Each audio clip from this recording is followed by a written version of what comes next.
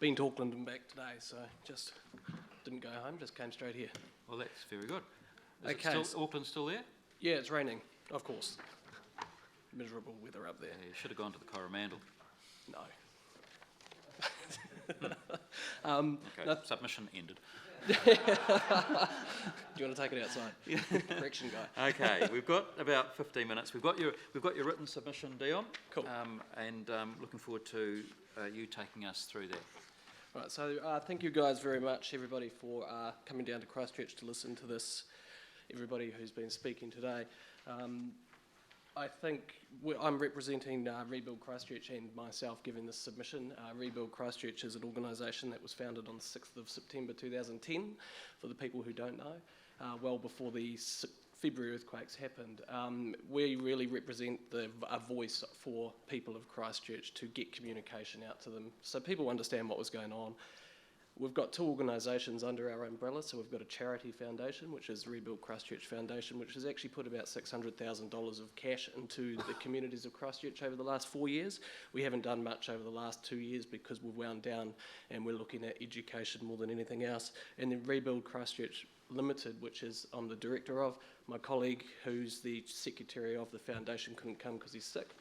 But our engagement, we get around 500,000 people a month from local and international sort of coming to us or through our channels that we communicate to, looking at what's going on with the recovery of Christchurch. And through that, over the last 5 years, well, more than 5 years now, I've gathered a lot of information about sort of the feel of how people feel about Christchurch, what's been happening and all that sort of stuff. And that was really the basis of the submission that we had.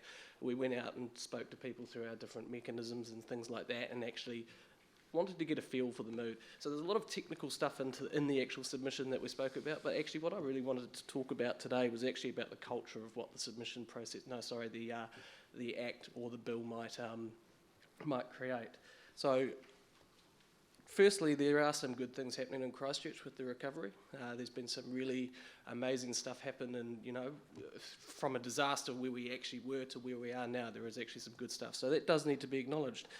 But regeneration, what is regeneration and how is that going to look into the next little bit of the future? And one of the things that I really wanted to nail down here is the regeneration can't happen for a lot of our communities yet. And that isn't acknowledged in the bill at all, or into the culture of maybe what the bill might come. So as a trustee on the Canterbury Insurance Assistance Service, where we're actually trying to help people with their insurance claims, a lot of people haven't passed go yet. And so we're talking about regeneration of areas in Christchurch where a lot of people don't even feel like they can get engaged in this process because they haven't even passed go. They're still thinking about insurance. They're still thinking about their leaky house because it's earthquake damaged. And I really would like to see inside the bill some actually acknowledgement of that, and actually maybe some processes that can come out of Regenerate Christchurch that actually also acknowledge that as a big issue that's for people. People have lost hope in East Christchurch, and so we do have a city of two halves here. We have the city of West Christchurch and then East Christchurch. And if we're talking about regeneration, most of the regeneration bill is actually focused on Central City and then out east. And those are the people that we need to be engaging with, we need to be talking to, because if we don't have the collaboration of a bill, we're not going to have participation, and that's not going to have trust. And if the trust isn't there, then these things that we're going to do, these plans, all these regeneration plans, they're not going to get support of the communities, and communities aren't going to move forward. So a council and Crown partnership, one of the things I wanted to question about that was, why is the council not part of the submission process in terms of sitting at the committee level? And that's a legislative issue that maybe that needs to be looked at. But if we're going to look at this as a model moving forward, that might be something that needs to be looked at.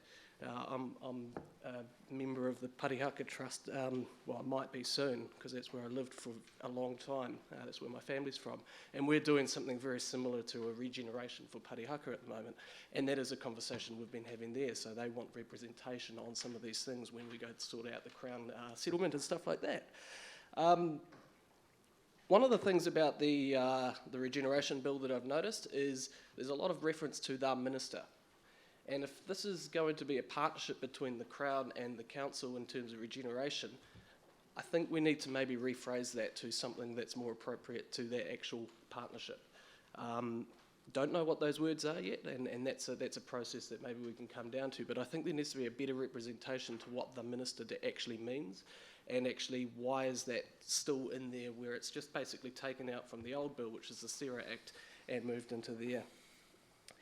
One of the things that I have seen over the last 5 years is actually a change in the political landscape. Politicians are actually now starting to understand this partnership, this collaboration, but there's middle management of these organisations aren't. And that's where I wanted to really focus down on, if Regenerate Christchurch, we don't get that collaboration, that collaborative mindset, we're just going to have a whole lot of people in the organisations that are coming out of here. If we don't have a strong leadership of what Regenerate Christchurch is going to look like, we're going to have all these people that aren't going to let regeneration happen. And that's because they're looking after their jobs, they're looking after their incomes and things like that. There really needs to be a really clear leadership within this organisation, and that's really where I come down to my submission. If we go down to page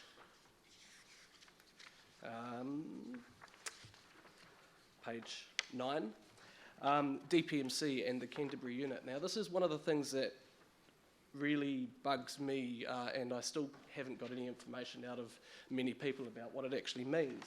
But if the Canterbury unit within DPMC is going to have 50 staff, Regenerate Christchurch maybe about 30, and then other things that are going to happen, where does that collaboration actually fit? Does that actually mean that the council and the Crown, in terms of Regenerate Christchurch, are middle management collaboration? And where is all those resources going to happen? And if the intent of actually, there needs to be some really clear parameters around that. So what I wrote there is, we recommend that the bill have included clear purposes and objectives between Regenerate Christchurch and the Canterbury unit, and how they will interact, ensuring that Canterbury unit is not in a position to influence the decision-making powers and the lead role of Regenerate Christchurch. That is one of the biggest things that a lot of people we've been consulting with are actually coming back to us and going, well, who is the leadership? Who's going to be leading this next phase of Christchurch's recovery? On that same page, we talked about Crown Co. Again, that's that exceptional delineation between who's actually leading and who's actually doing. So we want to reinforce that Crown Co. should just be basically getting, those anchor projects done. A couple of other notes there. We note that there's no actual mention of the earthquake itself in the actual bill, and no mention of the natural environment or the well-being of people. So we would like to see that included. Community input into regeneration plans. So at the moment, the regeneration plans can be, as the bill states, can be nominated or whatever by Ngāi Tahu, the council, or Regenerate Christchurch, or the minister.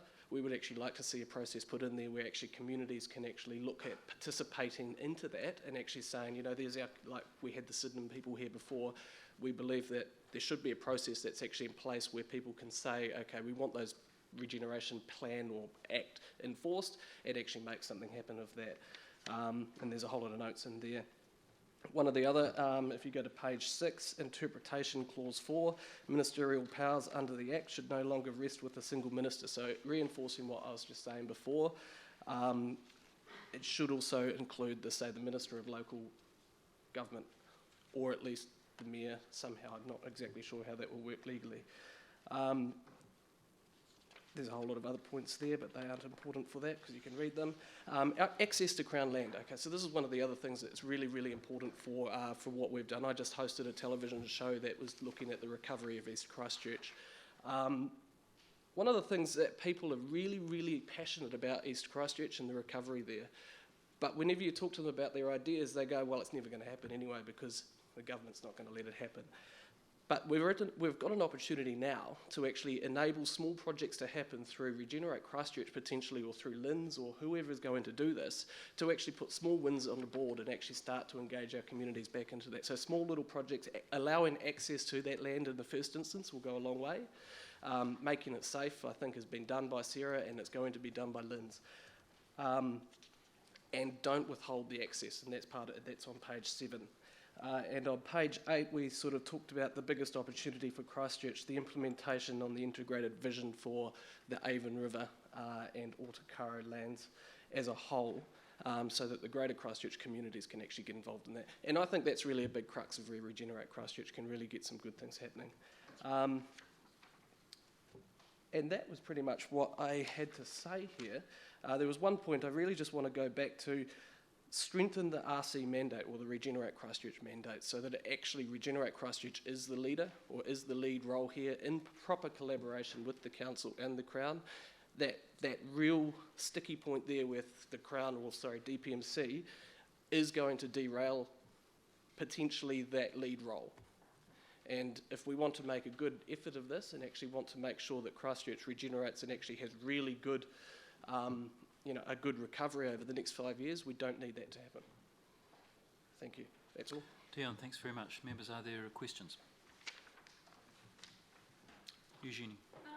You made an interesting point that the council should be a member of this committee, which, yeah, in terms of Parliament's processes doesn't necessarily work. But would a step towards that be the council providing advice to the select committee on the legislation having the same status as ChCh?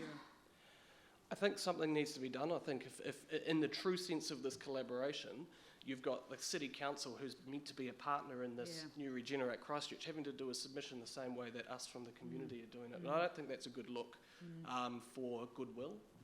So I know there's legal issues that probably need to be taken into consideration there, but maybe this is actually a chance to change the model, change the parliamentary model, and actually sort of look at actually what is true collaboration, because this could actually work for iwi, for other parts of the country, for Tamaki Makaurau, and talking to the Auckland Airport today about their plans. They need to go through a similar process. So there's amazing opportunities right throughout New Zealand for actually meaningful collaboration. Thanks. No. Do you not think that it's working for iwi now? Yeah, under the Treaty of Waitangi.